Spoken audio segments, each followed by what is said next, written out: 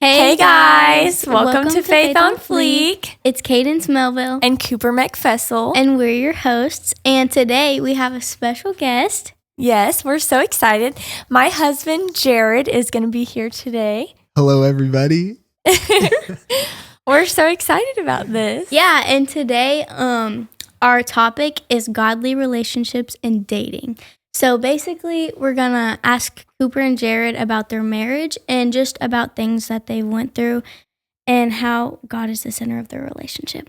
So first, I want to introduce Jared. Jared is the youth pastor at our church. Yes. And do you want to say anything, Jared, like about yourself? No, I don't know. So Jared's 23. I'm 20. Mm-hmm. We've talked about on the podcast before how like we're youth pastors here. So we've talked about him a few times on the podcast. So yeah, anything that we've talked about before, this is him. So yeah. So I guess we can start. Okay, so how long have you guys been married for? It'll be 2 years in May. Yep. So exactly a year and a half. A couple days ago, actually. Yep. We That's got married in May of 2023. We got engaged December of 2022. So we were engaged for about 6 months. We started dating in February of 2022. So we dated for like 10 months. So, yeah. Play. Yeah. Okay, so first of all, let's just get into your guys' marriage. So Okay. how did you guys like come together? Like, Okay. how did you guys meet? Just kind of like our story. Yeah. So we met at Pastor's Kid Retreat with the Arkansas Assemblies of God at where we went to call the ministry Mm-hmm. at the campground. And we were playing games and like she got introduced to our group because I knew all the people I was hanging out with and no one knew her really. Mm-hmm. And so we were all kind of the older kids and she came and started playing We were playing spoons. spoons. That's what it Yeah. was, spoons. And I was trying to get them to cheat in the game, like to help me win. And Yeah. it was her and her sister Cheney, and they would not cheat to help me win. He was But- trying to get us like pass cards to him under the table, which he was just kind of like joking around. But yeah, we met there, and Go ahead. it's okay. She became friends with Mitchell, my brother, Mm-hmm. Yeah. and he's the worship leader. And 'cause she And I does led worship stuff. at my dad's church, and so like we kind of like, you know, connected over that, and then like he started asking me to come like do worship stuff at their church. So I would kind of come around like occasionally and just like do different things with them. And at that time, we were having youth on Sunday nights, and so she became like the youth worship leader here at Yeah, the because I church. didn't have service at my dad's church on Sunday nights, so I would come every week and lead worship. And so then I just got really close, like with their whole family and all their friends and stuff. And And with it being during COVID, I mean, we were all sitting around at home all day with nothing to do. And so a bunch of our friends would come up to the church every night and we would just like mess around and We'd play. hang We'd out. really play Among Us. yeah, we like played the Among Us original- Oh my goodness. The original map. We would play every day for like, months, like for all months, summer, really. like for hours a night. Yeah.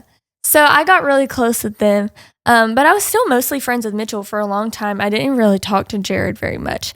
And then when we started hanging out more, like during that time, me and Jared kind of became friends.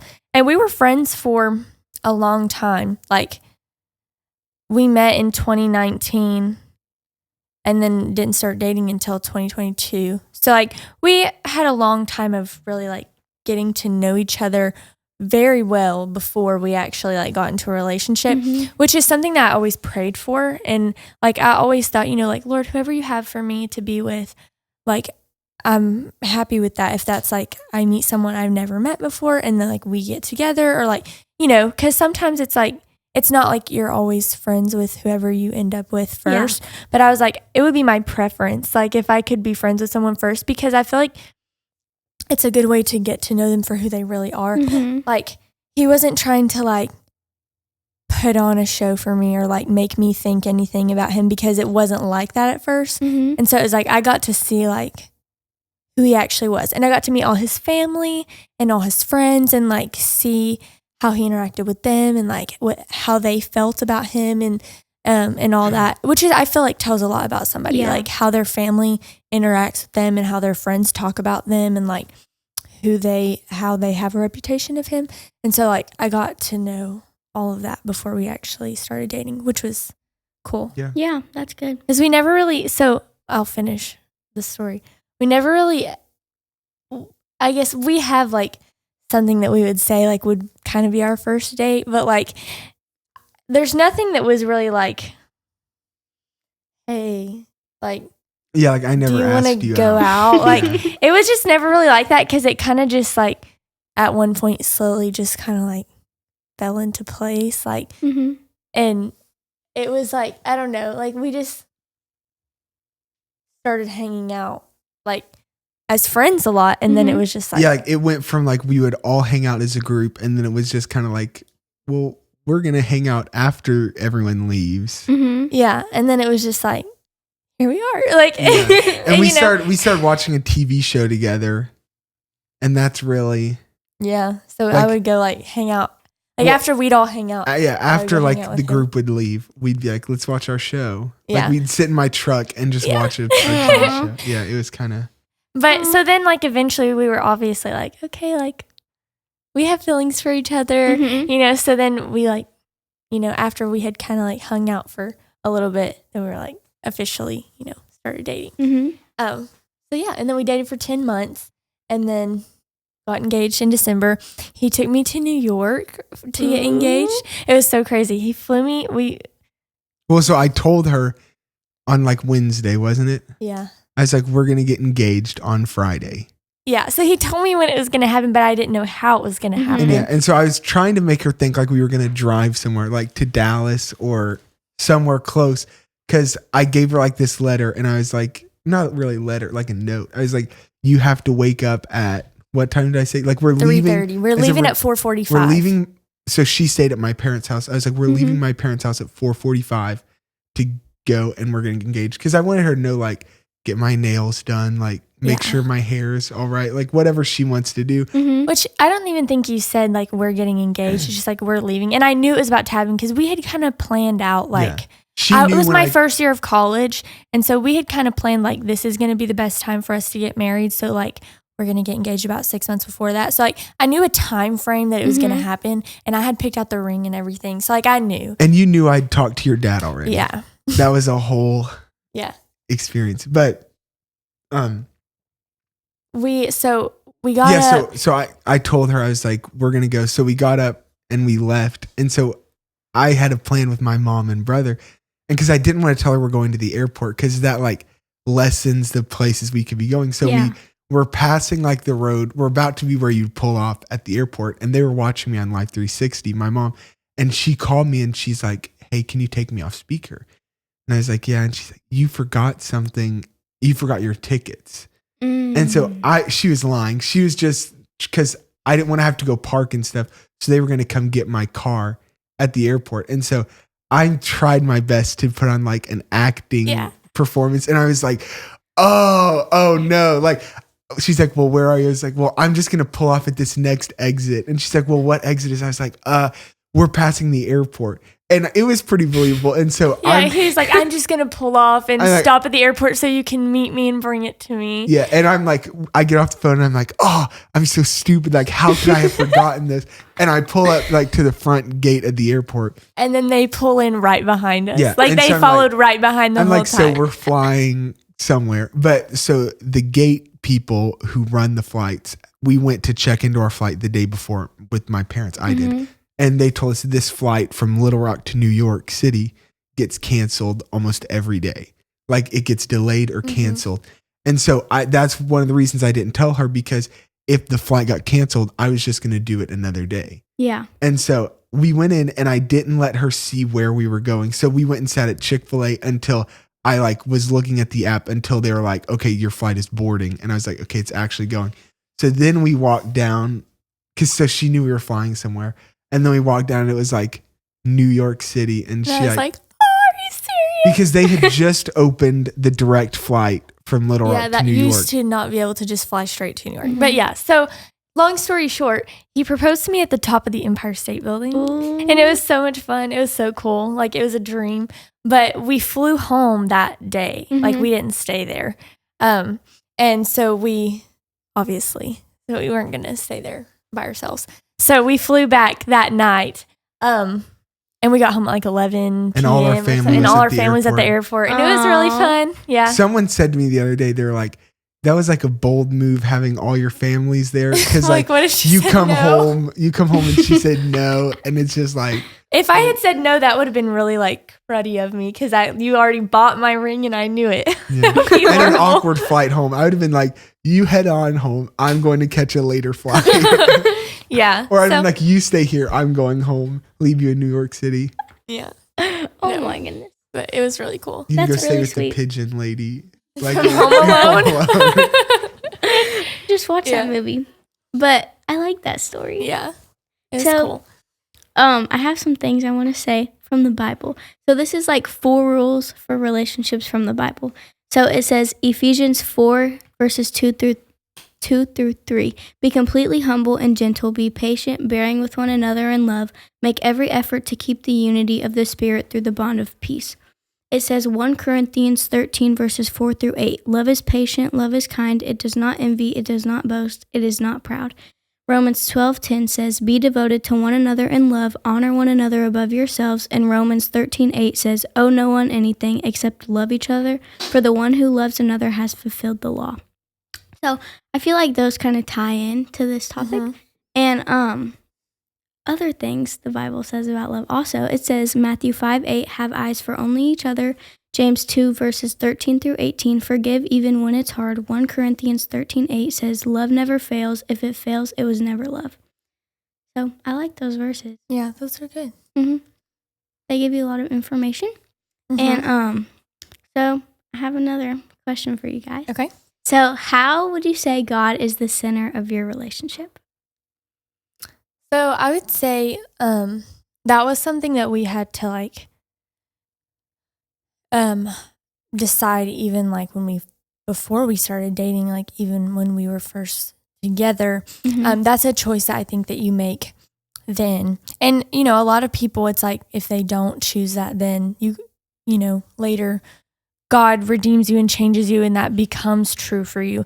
But in the most ideal sense, it would be that when you start dating, you decide that because that makes it easier, you know, as your relationship develops and you go through things in life or you face temptations or things like that, that you've already made that choice that God's always going to be the center of your relationship. And I would say if I didn't know that that was going to be a priority for him and for us, I wouldn't have married right. him. Yeah. And so I think for us, it started before we ever were in a relationship. Like we kind of both knew, even if we wouldn't have got with each other, whoever we're with, God's the center of our life. Yeah. Right. And so Yeah, we're going to that's true. find someone else who has God at the center of their Yeah, life. that's true. And when God is at the center of your life, he'll be at the center of everything you do. Right. It's kind of a personal choice that you make. Yeah.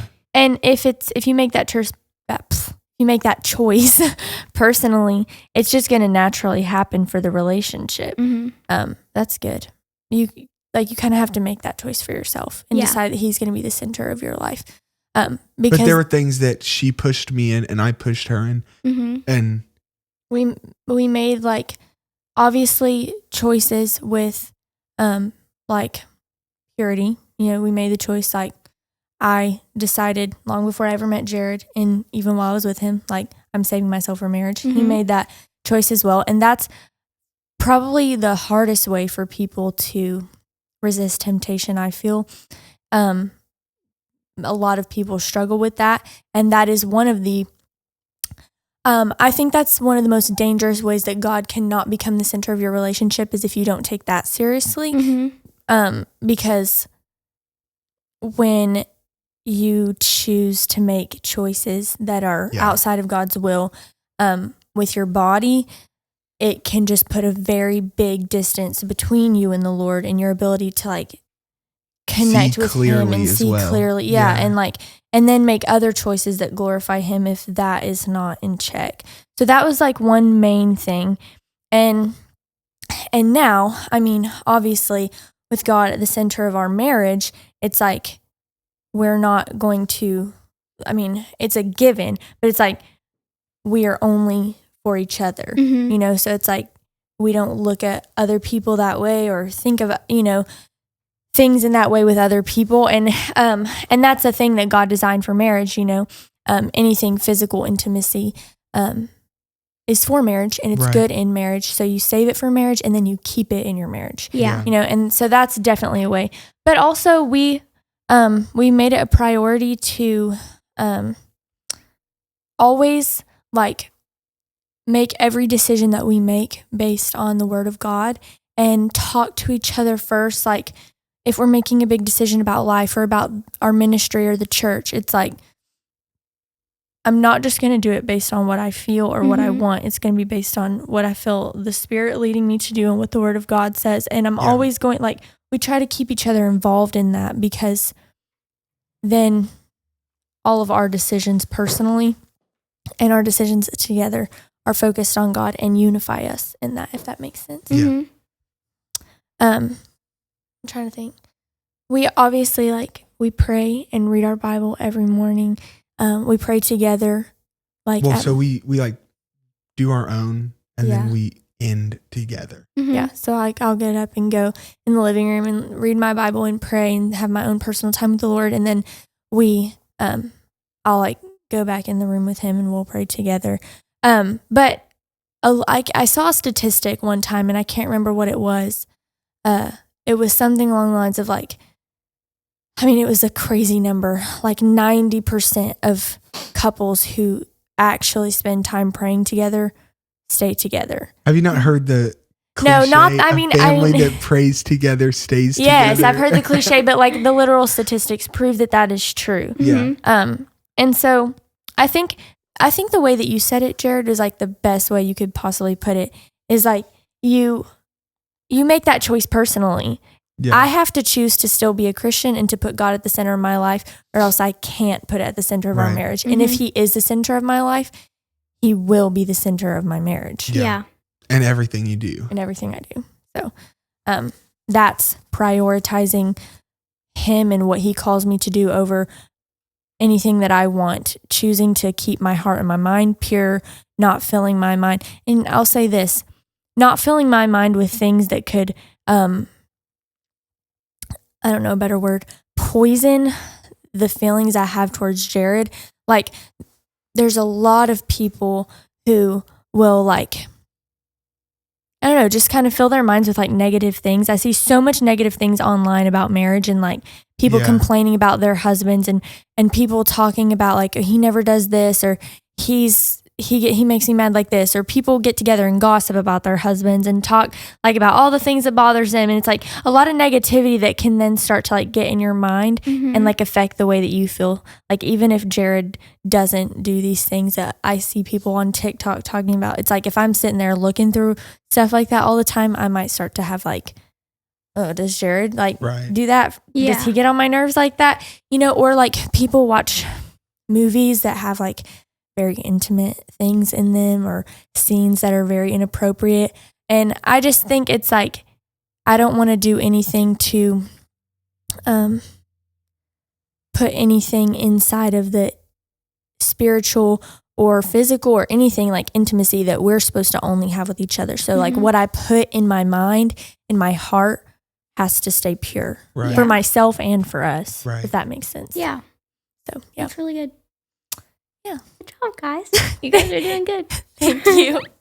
Okay, so I have some key points, and I was gonna let one of you guys read it if you want. So Okay. I have so we're gonna talk about like ways you can grow with Mhm. God together, and then like dating to marry, and like avoiding sexual immorality, and like why you should build on biblical principles, and just like a bunch of stuff. Mhm. So I was gonna let one of you guys to read Do you ways want to switch off? to grow Mhm. with God together. Okay, so number one was understanding that God is the center of all relationships and that his love is ultimate. God should always come first, then your partner. The closer you get to God, the closer and stronger your relationship with your partner will be. Mhm. Very true. Yeah, it is. Yeah. Was that all of it? No. Did I skip something? No, you didn't. And mine. Oh, that's why I said. But Okay, So- I'll finish it. mine's different. Mine Yeah, has like 2 and 3 and live- 4. It says, live out of your love for God. Never be ashamed of your faith. You can express that love openly with the world, with each other. Have Bible study together. This allows both of you to connect deeper with God and share each other's experiences with one another. Pray for your relationship with that person and for that person separately. Doing this allows God to open new doors for your relationship and also for your partner. This is a great way to build with God in the center. Pursue God together since He is the most important. Yeah. That's very good. Mm-hmm. I'll say what it says about praying for your partner separately from them is very important. There are like things that I think you should pray together, but I also think it's important that you spend time alone with God praying over your partner and things that like you want to see develop in their life, or even like, you know, there's been times when I'm like, Lord, like, I'm really dealing with this right now. Like, I don't really want to talk about it, but like, will you help Jared to like just be understanding of me in this season? You know, things like that. That it's like, in my own personal time with the Lord, I talk to Him about like our relationship. Right. And that's healthy for me to do because I'm not always like, I don't know. I don't always want to like, we want to communicate with each other and I'll be like, you know, this is what I need from you right now. But also there's times when it's like, if something is not like easy for him to understand, then, you know, like there's times when I'll be like, Lord, please like help Jared open his eyes to like understand this more, or to, you know, things like that like I think can be really helpful. And I've seen many times where the Lord has done that, where it's like, I've prayed, you know, this week I'm really struggling. Like, will you just like help him to like notice? Not that he wouldn't, but you know, it's like, and then it's like he does. Like I prayed that the other day, and it was like, I just pray that you'll help Jared to like to notice and, you know, do something nice for me. It was like, not that he wouldn't on his own, but then it was like, I can't remember what it was, but then he like did something really sweet for me that day. I was like, you know, Lord, like you hear my prayers, and like, you know, He can speak. If you talk to the Lord about what you need, He can speak to them in a way that maybe you can't. Yeah. And on that same praying, like in your own personal time, even before you're married, like when that's something that my parents are always big on, and we've talked about it, and her family was, and at our wedding, her grandpa talked about it, like, or it was at our rehearsal dinner. He kind of got up and talked, but it's like, before we ever got together, so much of my family and my parents and me, we'd been praying for like the person I would marry. And it's like, before I ever even knew her, like all my family was already praying for her. And that's how her family was for me. And so it's like, there's already such a good foundation of prayers that have been prayed. That's what Glenn was kind of saying. Like, he's like, I've spent your entire life praying for the person you are going to marry. And her parents are like, we've done the same thing. And it's like just the amount of prayers that have brought you to this point together.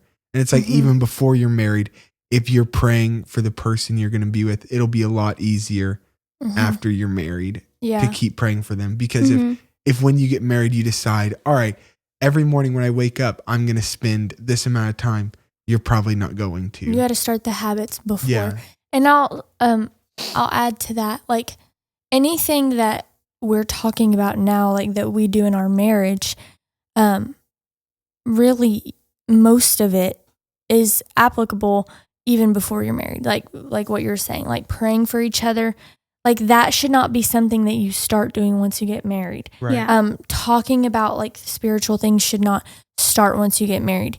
If you think that like, oh, when we get married, like then we'll start like unifying ourselves spiritually, it's probably not going to happen. Like that was something that we did once we got married. Nothing really changed very much. You know what I'm saying? Like as far in that spiritual aspect of like praying for each other, except we prayed together in the mornings. You know, when we didn't live together, we weren't like in the same house, you know? Yeah. So like that was different, but the overall spiritual, like I'm investing spiritually in our relationship and in my own time praying for Jared, like that was all happening even before we got married. Mm-hmm. 'Cause you always think that you'll start later, but it's hard to start later. It's better to start now. Especially with a lot of people who weren't saved when they got married or I've met Jesus since they've been married.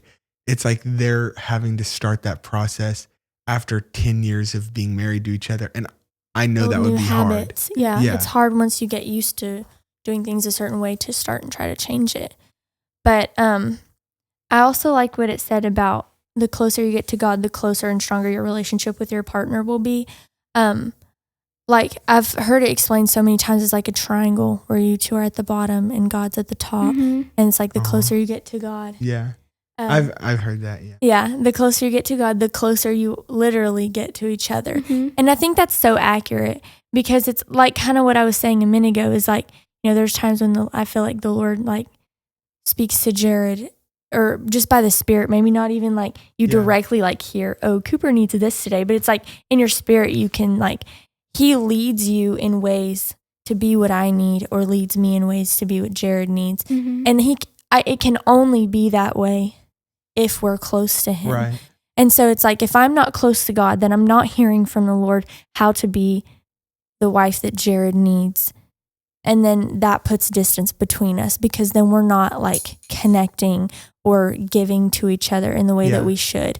And the Spirit allows you to be able to do that. Like there's many times where I may want to respond to him in a way that's like, he says something and I want to respond out of my own like feelings or my own emotions, or maybe like there's something he's talking about wanting to do and it's like, oh, I don't really want to do that, you know, but there's times when it's like the Lord speaks to me, he's like, you know, in this moment, choose him over yourself. Or in this moment, talk to him this way instead of like what you think. And I feel like he does the same for him. So it's like you can only, and that's what brings us closer together, I feel like, is when we're able to be what each other needs.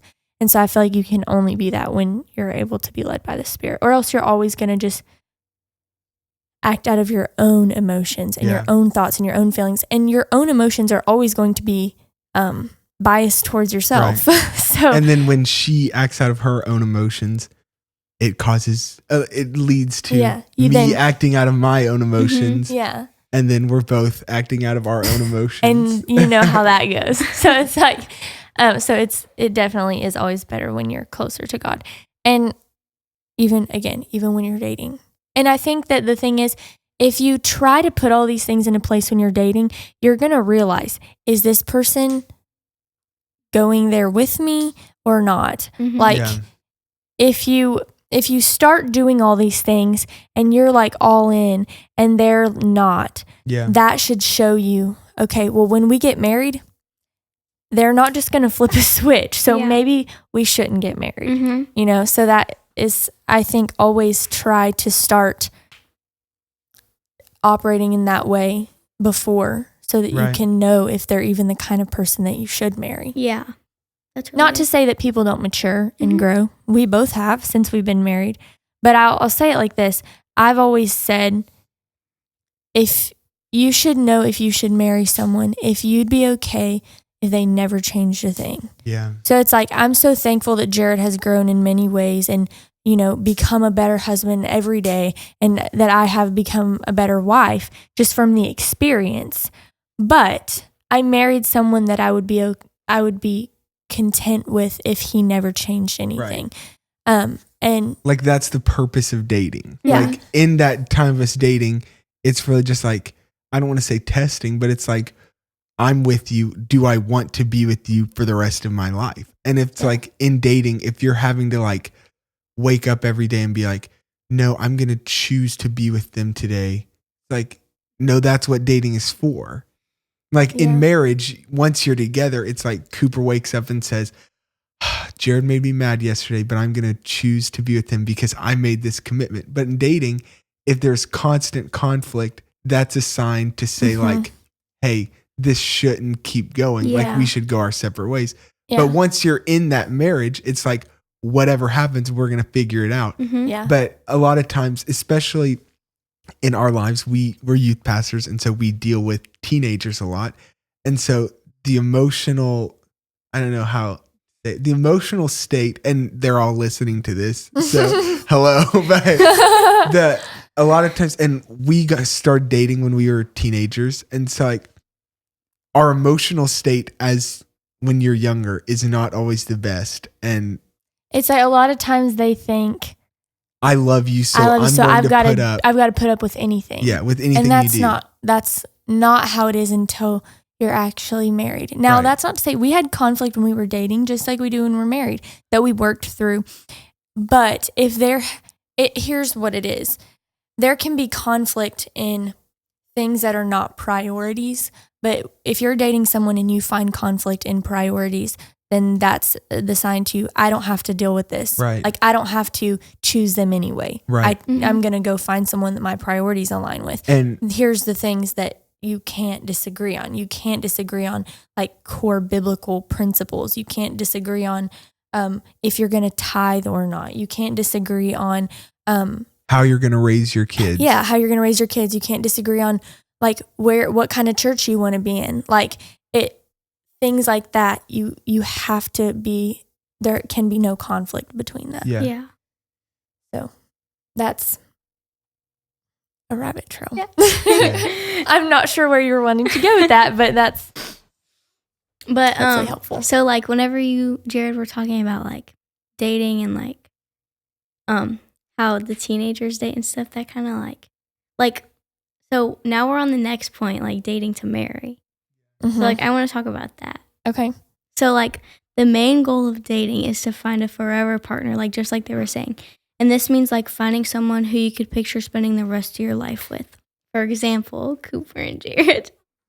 And then like separate from the world's view and seek God's. The Bible says that Christians should not follow the world's view on dating, which may be to date around as much as possible. Yeah. I think that everything about being a Christian is the opposite of what the world wants it to be. And the world thinks, don't get married till you're ready to settle down and give up your life. Like date as many people as you can. I mean, just being real, I've heard people I went to high school with comparing, well, how many people have you slept with? Ooh, not very many. You're not cool. You know, it's like, how many girls have you like gotten with, you know, and things like that. And the world thinks of it as like, you just try to like live, I'm putting quotation marks. You just try to live your life as much as you can before you have to be tied down to being married. And that's not the way that it is. That's not how the Lord wants us to look at it. And I really do believe that the purpose of dating people is to eventually find the person that you're going to marry. I don't think that means that you like can only date one person for your whole life. Right. Yeah. I don't think it's like the first person that you date, it's like, okay, you have to marry them. Right. But I always put it like this when I'm talking to the youth kids. I always say, when I mean you date to marry is you do not date someone that you don't think you could marry. Doesn't mean that you have to marry any person that you date, right? But it's like, you should not date someone unless you could marry them. If you find out you don't want to, that's fine. Like, try someone else. But it's like, you have to know this person has the qualities that at this point in knowing them, I believe I could marry this person. And otherwise, it's absolutely meaningless. And I just don't, and this is like very strongly just in my personality, but also in what I believe, I have no use for like wasting my time. Yeah. And I think that spiritually, I don't want to waste any of my energy. This may sound bad, like all this time, like investing in my relationship with somebody when I just know it's not going to go anywhere. So I think that you need to look at it as, I need to find someone who I think I could marry, and then find out if you're actually compatible. Yeah. Do you have anything to add to that? this is something that we've talked about a lot because we didn't, I don't want to say we didn't agree on it when we got married, but just as we've talked about it more, we had debates about it. And would you agree with that? Like, and not like hardcore debates, right. like But just like conversations about it. I would say I saw things differently than I believed things differently than I probably would say I do now. Yeah. So I mean, like when you were younger, like you just probably didn't take that as seriously. But like, again, I said that's very ingrained in my personality. Right. Anyway. Cooper's like huge on this. Like this is her big thing. But, and as I said, like that's just my personality. Always has been like, don't waste time, don't waste energy, like do everything with intention. Yeah. And I just don't think that was as much his personality as he was growing up. Yeah. But again, like Jared, he didn't go around dating people who were, living like badly and things like that. But talking to, not dating. Dating, talking to, whatever. Like, he didn't, it was important to him still that they had qualities that he, Someone appreciated. Someone said to me, and I forget who it was, but they talked about like when I'm like looking to be with the girl, they imagine myself having a kid and would I want my son to date that girl? And I was like, when I started thinking about it like that, I was like, huh. Yeah. But I think as like time has gone on, like we've talked about it a lot. Yeah. We're like more on the same page with it. Yeah, now, for sure. Absolutely. And I'll say this. I think dealing with our youth students has probably made you like click this in your like mind and start feeling this way more and more and more because it's like when it's yourself, you think like, oh, like I'm fine. But then like when it's like someone else, you're like, you need to understand this. Like, you know what I mean? And so I guess for Cooper in your dating life before we were married, obviously, it was like she was always on the track of, I don't want to spend my time with someone who I'm like not 100% sure I'm going to end up being with. Mm-hmm. And for me, it was probably more along the lines of like, I could see myself being with this person, so I'll go out with them. Right. But so I wasn't just going out with that's what I'm saying. It wasn't just anyone. Looked at, but yeah. And so that's where I guess our experiences were different. Because with some of the students we deal with, it's like, are you just going to go out with someone because they looked at you? Like genuinely. Yeah. But then I think also thinking now like about the future of like us having kids eventually, makes you kind of like think about it very differently. Especially like if I have a daughter, she's never allowed to date. Yeah. Or get married or but it's like when you think I think about it like I start to think about it now more maybe from a similar perspective as God does than I did when I was living in it. Like I have these youth students who I want to protect so much, and I think about one day wanting to protect my kids so much, and I see how experiences affect you because I experienced it. Mm-hmm. And so now I'm like, this is probably like my view on it is probably more similar to God's now than it was when I was the one doing it. Cause I want to say, hey, like just have some patience. Like you don't need a boyfriend. Like you need, because here's what happens most of the time. People just want to get a boyfriend or a girlfriend. They just want to be seen with them, have someone to buy presents for and go on dates with and hold hands. And like, they just want that experience. But that experience is so cheap. And it usually,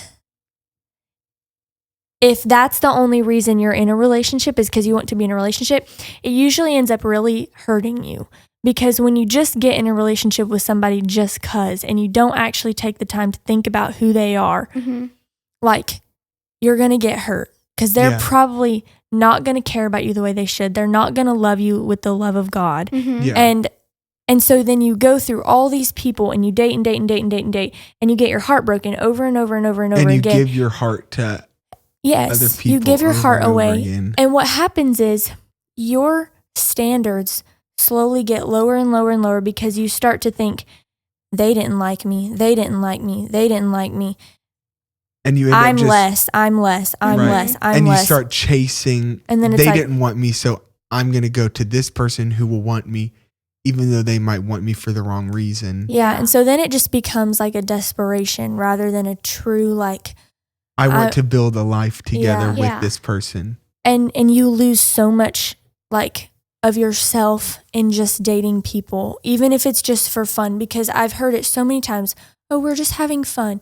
But it always gets deeper than that. Yeah. Mhm. People always say it's just No casual. strings It's just fun. attached. No strings attached. But it It usually ends up changing for at least one of you. Yeah. Mhm. Yeah, usually. And you're so- the one who gets your heart broken, and they're Yeah. fine. And then when it comes time to actually find someone to marry, you don't even know how to recognize like real desirable qualities because you've gotten so trained to believe that all I deserve is someone who's going to leave me. Yeah. And then it's almost like self-destruct. So like if you do get married, you always have this fear they're going to leave me. Yeah. Or they're going to not like me anymore or something like that, and then it's like And in that, I mean, we're talking about dating, but in adult marriages, I mean, you can see a lot of times, like when someone gets out of a bad marriage, a lot of times they end up going and getting into another bad, abusive or something like that situation, because it's like, as humans, we're almost trained to do what we know. yeah. And you believe Like, what, I'm worth this. because that's what that person showed me Yeah. I was worth. Mhm. Yeah. And so that's why I think it's so important to not just go around dating a bunch of people, and because you should see yourself as extremely valuable. Yeah. Like you should think like, I am not going to give myself to somebody. And when I say give myself, I'm not talking about physically. I'm just talking about like, because that's just a given. You shouldn't, even if you're dating a bunch of people, you should not be sleeping with a bunch of people. But I mean, like, I'm not going to give myself emotionally and my heart and my emotions and my feelings and my time and experience to someone unless they prove to me that like it's worth it. Because I'm Yeah. worth it. Like, I am worth being loved with like Right. real love. Mhm. And the longer that you can maintain those standards, the more you will believe it about yourself, Right. and then be able to recognize when someone does love you the right way. Yeah. Yeah. When I was in, I went to private school, and in 9th grade, Nicole can probably vouch for this. Everyone, when we got into 9th grade, we had this certain Bible teacher, and she was super big on like talking about relationships. And it's like one of the first things we do in Bible class was she would pass out everyone a card and like make everyone write down like the qualities that you expect in like your spouse. And it was almost super awkward because like we're in 9th grade and everyone's already dated each other in 8th grade. And it's like everyone's about to jump right back into like just, oh, will you be my boyfriend? Will you be my girlfriend? Stuff like that. And it's like she gets there and like for, I think it's like a week, she just like talks to us about like the qualities that the Bible says you should look for. And then she made everyone write it down and turn it into her. And she like looked at him and then she gave it back to us.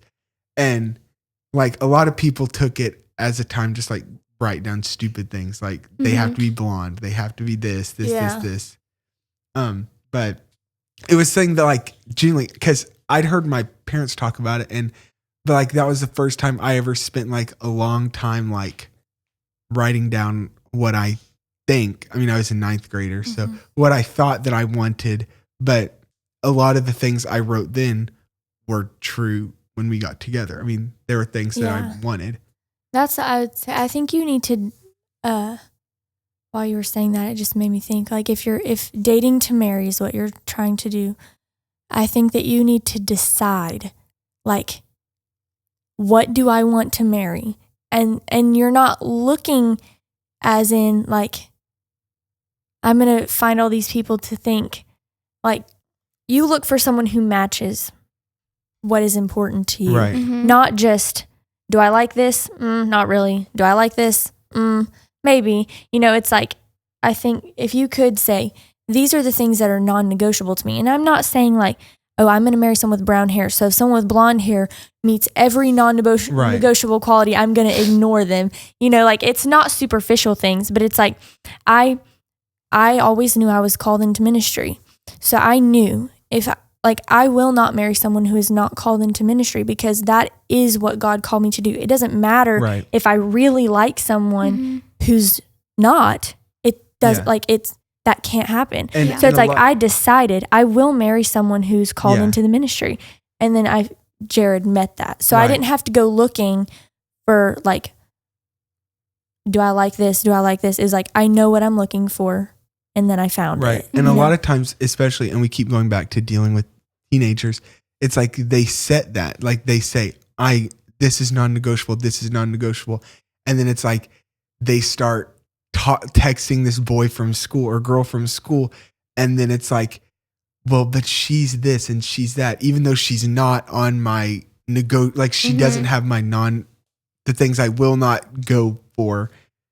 And they end up just like convincing themselves, oh, well, she's just so nice to me though, or he's so nice and they're so sweet. And so I'm going to just throw everything I've said I want out of the window to be with that person because they were nice to me.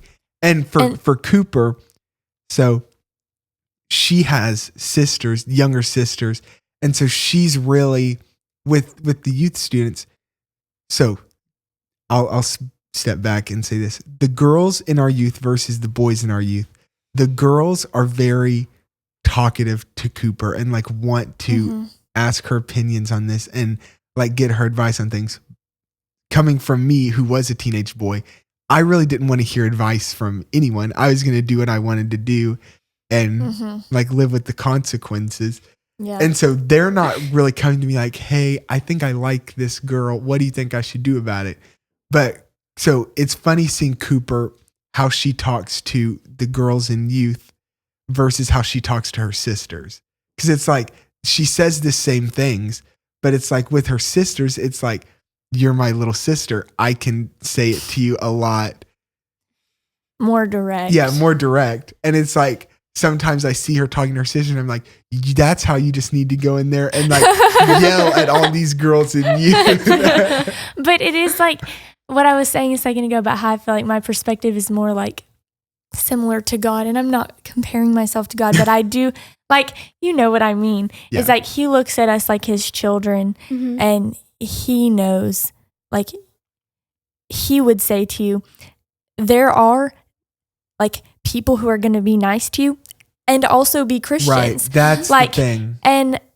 And you, all you have to do is wait. And I think patience is the hardest part of all of it. Just because right now in 8th grade you haven't met the exact perfect person doesn't mean you need to start lowering your standards to find someone. Yeah. It's like eventually you're going to find the person that, I mean, with there being 7 billion people on earth, like, and we're not going to meet anywhere near all of them in our life. Like, you're going to be able to find the person or a person that has all the qualities you're looking for. Yeah. You don't have to, just because all your friends are getting a boyfriend or girlfriend. Well, I need to start lowering my standards down so I can have one as well. Because when you start lowering your standards for who you're looking for, you start lowering your standards for how you're going to act in the relationship as well. Yeah. When you start lowering your standards for someone because you just want to find someone, well, then it's like, well, I'm just so desperate to find someone. Well, now they want me to do this stuff with them, so I'll do it. Yeah. Or now, like, you start not only getting someone less than what you want, but you start becoming less of the person that you want to be because you're trying to lower yourself to meet them. And that's so dangerous, and it's so heartbreaking when I see that happening. And I wanted to add this. I kind of talked about it. Well, I don't think I've ever talked about it on here. Before I met Jared, I was 15, and I was to that point where I was like, Lord, I just really want to know who I'm going to marry. And I look back, and it's what I tell the students now. At 15, you have plenty of time. You should not be stressed.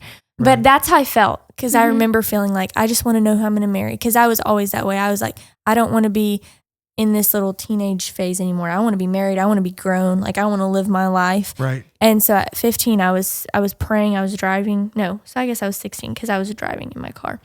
And I was like, Lord, I just want to know who I'm going to marry. And that was the clearest I've ever heard his voice in my life, still to this day.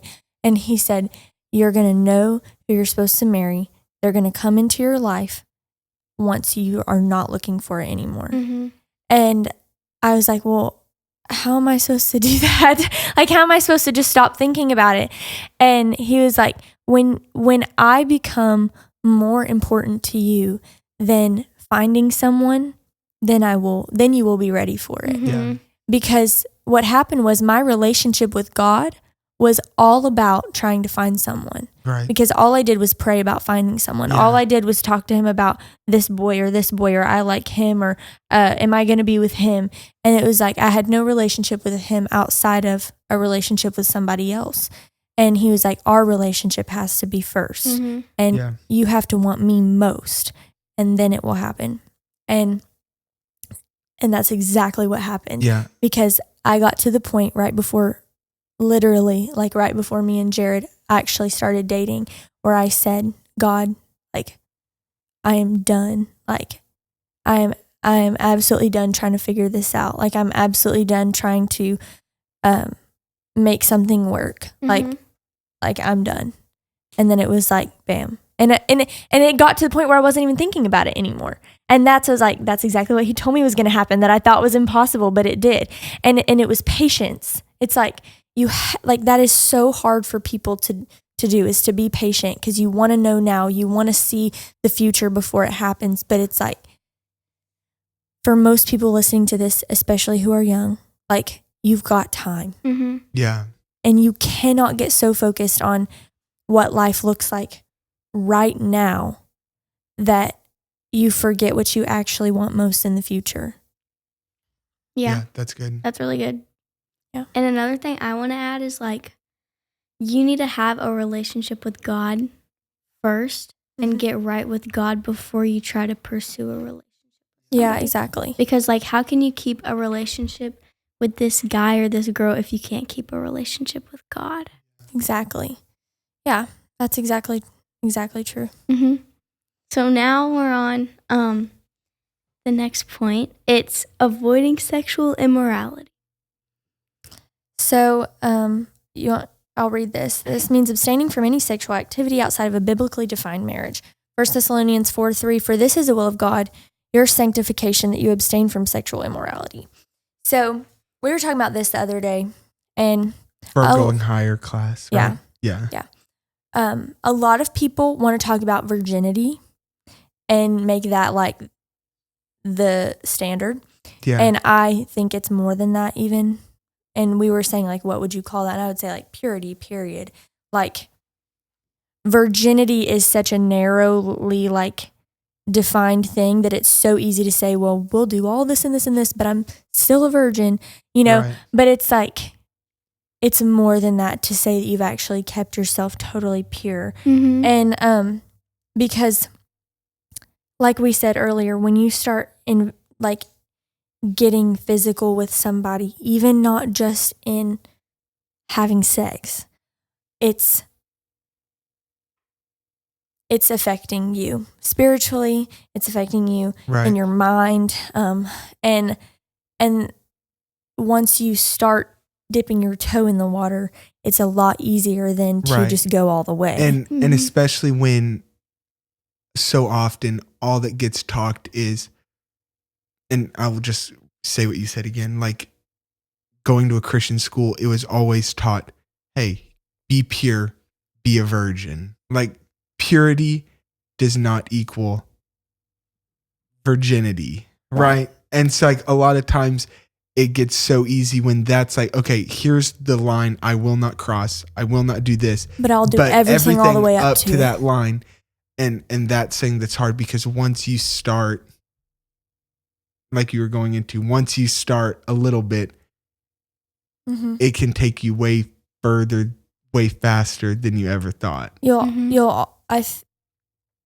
if you're not careful, you'll always go further than you thought you would. Yeah. And like we talked about it the other day as well, purity is not even just physical, it's mental, because you're watching pornography.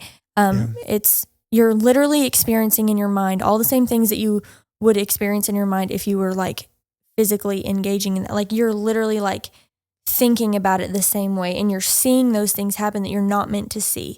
If you're talking to someone like sexually, like that is, it's intimacy. It's tainting intimacy. And that's the thing that I think, like eventually when you get married, your sexual intimacy is so much more about being unified and being close than it is about a physical act. And all of these things that you can do that take away your purity affect that intimacy just as much as physically doing those things. Yeah. Talking with your boyfriend about sexual things like watching pornography, as I said, or, getting close to the line, or all those things. It's like all of those things I think you need to avoid. I'll say this, like you'll never regret staying as far away from the line as possible. If that means you don't need to hold hands, what is there to lose from not holding hands? Right. You know what I'm saying? Like always set your boundaries way further away than you think you need to. Right. Because it is so easy to cross them. And so going into that, avoiding sexual immorality is setting strong boundaries. And that's thing with our class we're going to go into with the Going Higher. But that's thing we said we wanted to talk about, just because so many people set no boundaries and then they're surprised when they go further than they ever thought they would.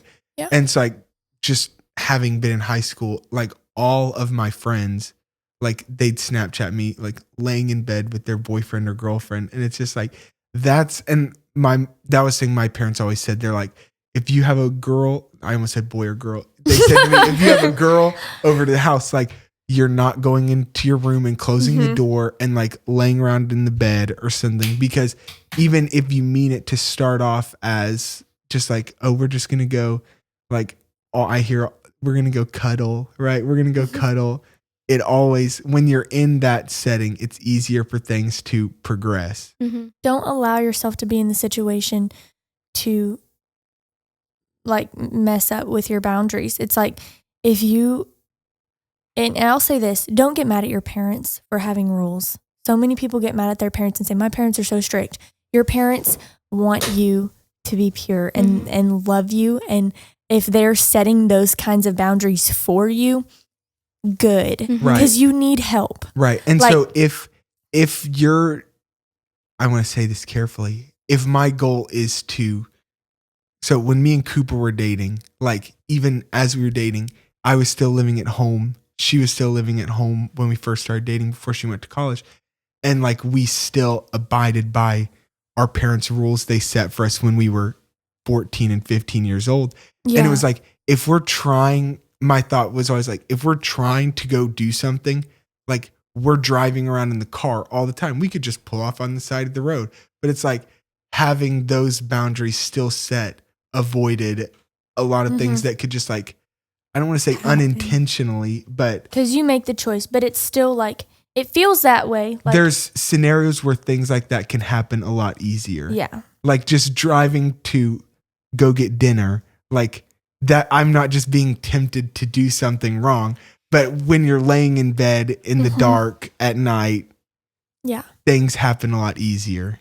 Yeah. So strong and boundaries. We were saying, like, we were both grown when we were dating. Yeah. Like we like you still lived with your parents, so it was like different because like you're in their house. But it's like when you're grown, it's like you kind of do what you want to do, but still choosing to follow what our parents would have asked us to do as kids is like, why not? Right. Why not? Like if you're gonna get married, one day you're gonna get married, and you can do anything you want to do, and there's no need to do it before. Like there's no harm in just staying all the way away. I'm glad we're not like trying to be monetized or something, because we would probably be demonetized this episode.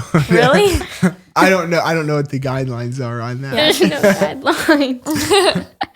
But yeah, I think it's very, and it has to be in your heart, because you can't just do it because you're supposed to. You can't just stay away from the line because you're supposed to. And that's where I think a lot of people end up getting it wrong.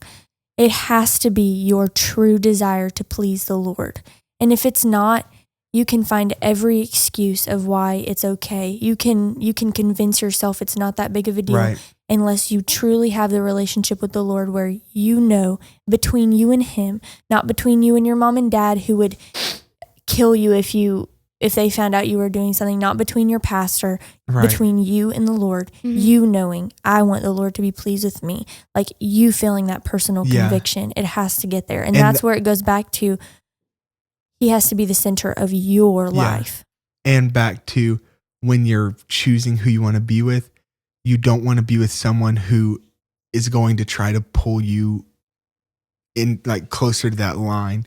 You want to be with someone who is going to help you stay away from those, like getting closer to that line, like we talked about. And not even just someone who's willing to have the boundaries for Right. you, someone who them- wants them for themselves. Right. That's what I was trying to say. Yeah. Yeah, absolutely. I know we got to hurry and wrap up. So, And I want to add another thing, like you can't make boundaries for like both of you in a relationship. Like you both have to have boundaries that you both want. Like you can't be the one just to have boundaries. Exactly. yes, exactly.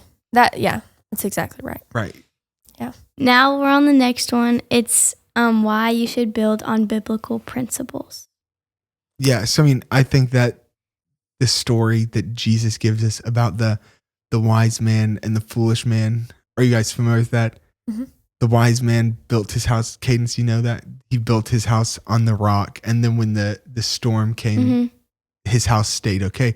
And then Jesus talks about the foolish man who built his house on the sand, and then the waves came and his house fell apart. And so that gives us the picture of like when we build on biblical principles, when hard times come, you're going to be okay. But when your life is built on just worldly things, when hard times come, you don't know what to turn to. And so it's like in our marriage, when hard things come up, I mean, we've been married for a year and a half, so I don't know how many like super hard battles we've faced together. But it's like if our marriage was built on worldly principles and God wasn't the center of it and hard times come, like, okay, well, I don't want to talk to you. I don't want to be around you. So I'm just going to leave and figure something else out.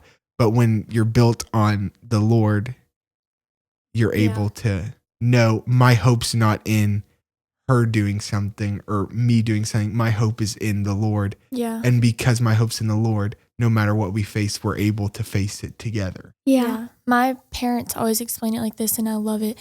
They always said, like, when you believe the Bible and you live your life on biblical principles, there's no conflict that you cannot resolve. Yeah. Because there's no choice for either of you on what the answer is going to be. Right. Like people who are not living based on the Bible, when they get into a conflict with each other or when they face something hard, it's like almost impossible for them to come into agreement because their agreement is not based on anything. So it's either one person has to give up what they want or they have to just go and do their own thing. Like there's nothing to bring them together.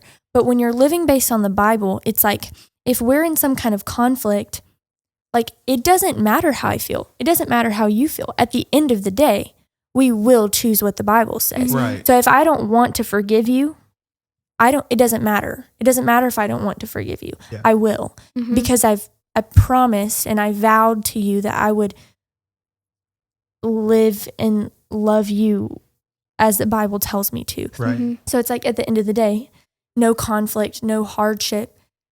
If I truly build on biblical principles, we'll be able to separate us. Yeah. You know what I mean? This is a hard topic to narrow down on. There's a lot, but yeah, I feel like that all kind of sums it up. Yeah, it does. And that's when you're dating, you are setting that foundation. So you're saying, we're dating right now. I am choosing now that when conflicts come, I will respond out of love. I will respond in forgiveness. Right. And if that person you're dating does not respond that way, that's like a big red flag of Exactly. I don't need to be dating them because like we said earlier, if they don't respond that way while you're dating, don't expect them to respond that way. Right. Like magically, oh, we're married now. There's going to be no issues. And The a lot issues get harder. Yeah, right. A lot of times people think, oh, if we get married, it'll solve our problems. It will make them worse. It'll make them worse. Yeah. So you have to set that precedence. Like I've always said to a lot of the kids, you let them know who you are Yeah. and don't change it. Now, that doesn't mean you don't change in ways that you need to change, but you let them know this is how I'm going to live. I'm going to serve the Lord. I'm going to respond based on what the Bible says. And if you don't want to do that with me, bye. Yeah. Right. You know, it's like Because- you don't change. Like you stand firm. Right. Once you're married, there's so many stories being in church I've heard and seen of people saying, well, when we got married, I thought he'd start coming to church with me. And then for 5 or 6 years of their marriage, we have stories of people in our church who say, every week I saved a chair for my husband who wouldn't come to church. And now after 6 years of struggling with it, he's finally coming to church. And it's like, But there's also you could avoid stories that so don't. much of that if you would just, especially that's what we tell our youth kids. Like so many of your parents would tell you, I didn't grow up trying to serve the Lord. And so I got myself in this situation and now you don't need to do that. Like you can look at all these other people in your life who have been through hard situations like that and know if I'll just make the hard decisions now on not dating the first person I look at and might have a crush on, that I'm going to marry that person who doesn't fit the things I want. It'll save you a lot of struggles and hard times in the future by just being patient now. Yeah. I've heard it like this before. Like, it's hard to wait. It's harder to fix a broken marriage. Yeah. It's hard to set boundaries. It's harder to live with the consequences of sin. Like, anything that you have to do now that's hard, if you don't do it, it will be harder. Yeah. And Good. so it's like, choose to do the hard thing now so it doesn't get harder. Yeah. Yeah. And then our last point is how to align your desires to God's will. I think that kind of really goes with kind of what I said a minute ago about like what the Lord spoke to me about wanting the Lord more than I want a relationship. And in that time, that allowed me to want what God wanted for me more than what I wanted for myself. And I think that aligning your desires to God's will comes with, I think that the hardest thing is to trust Him. And that's hard for a lot of people to do. And I think that if you would just trust Him, then you would believe that what He has for you is better than what you could go find for yourself. Yeah. And that but you have to know His word to know that that's true. So like, you have to read the word. You have to know what the Bible says about marriage. You have to know what it says about who you're called to be. And then once you do, you have to trust it. You have to believe that His word is true. He has never failed. He has never not done what He said He was going to do. So if He asks you to trust Him and to be patient, He will not fail you. I've said it many times. Like, people have told me, well, I got with this guy because I was afraid that like he was the one that God had for me. And maybe it was just like, you know, he needed to grow some more. Yeah. And I'm like, you will not miss what God has for you if you're just being obedient. If He tells you to wait, you will not. It will not pass you by. His plan will not fail if you are actually trusting Him and being obedient. Yeah. Yeah. Were you about to say something? No. Okay. But yeah. Well, I know we got to wrap up. So. And then like, I have like another thing. Like, do things with this person like that you'd feel comfortable doing if someone walked in the room. Oh yeah. With boundaries, that's definitely true. You know, yeah. Exactly. Very true. Yep. I think that's very good. And people always said to me just growing up, like the stupid things like savoring for, not stupid, but like savoring for Jesus. But they're like, and it really like, when you think about it, it's like God is always watching you. Mm-hmm. And it's like, I would think about that. It's like, I don't want to kiss Cooper in front of God. Right? It's like he's always watching. It's like, even though you think what you're sending is on Snapchat and it's going to delete, or what you're doing, no one's watching. It's like God is watching, not only like your parents who can ground you. Like if it's you wouldn't do something in front of your parents, but it's like all they can do is ground you or punish you. But it's like God, who is going to send you to heaven or to hell, is watching everything you do. It's like, that's more than just Jared and Cooper might find out what I did, or my parents might find out. It's like God knows your heart and your thoughts and everything that happens. Yeah, that's true. Well, thank you. One day we'll recreate this episode when Cadence gets married, or maybe before, Cadence's husband. That would be so good. With like when she first gets a boyfriend, it's like they have to come interview on the podcast. We'll ask them a bunch of questions. Oh my! That's like the requirement to get married. Yeah. We have to interview. Get your parents in here too. Oh, like, we all Mike get to and Lisa on the ask whatever podcast. we need. We're gonna have a bunch of mics. Oh, so we have to get some more mic stands. Yeah. Mike Mic stands. stands. Oh for my Mike. goodness. That's so my good. dad's name, guys. Well, thank you, Jared, for coming on our podcast Of today. course. This was great. Yeah, This might be was my a new good favorite episode. I think it's kind of long, but that's It was okay. kind of long. Yeah, But I Cooper hope, said we'll be done at 10, and it's well, 10:35. there was just a lot of good stuff to Yeah. say. But I hope that if you listened to this far, leave a comment of your favorite ice cream flavor. No one has ever left a comment. But if you've listened this far, leave a comment of your favorite ice cream Yes. flavor, Do you so guys we say know that? that you watched the whole thing. yeah, This is the first time I've ever done that. I've never left a comment. Oh, we my normally goodness. say like leave a comment if you want to ask a question. Yeah. or, But you have like- to think, people aren't all just watching on YouTube.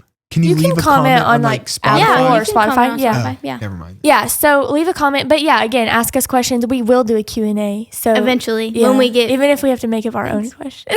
I'm kidding. yeah, we will. I'm kidding. I'll make a bunch of fake accounts and just Yeah, ask okay. questions. Leave us some questions that you want us to know, or topics, even just one like yeah. topic you want us to discuss, and we'll do it. Yeah, So thank you we guys will. for watching. Yeah, thank you guys. And what's your guys' favorite ice cream flavor before we Oh, leave? Vanilla.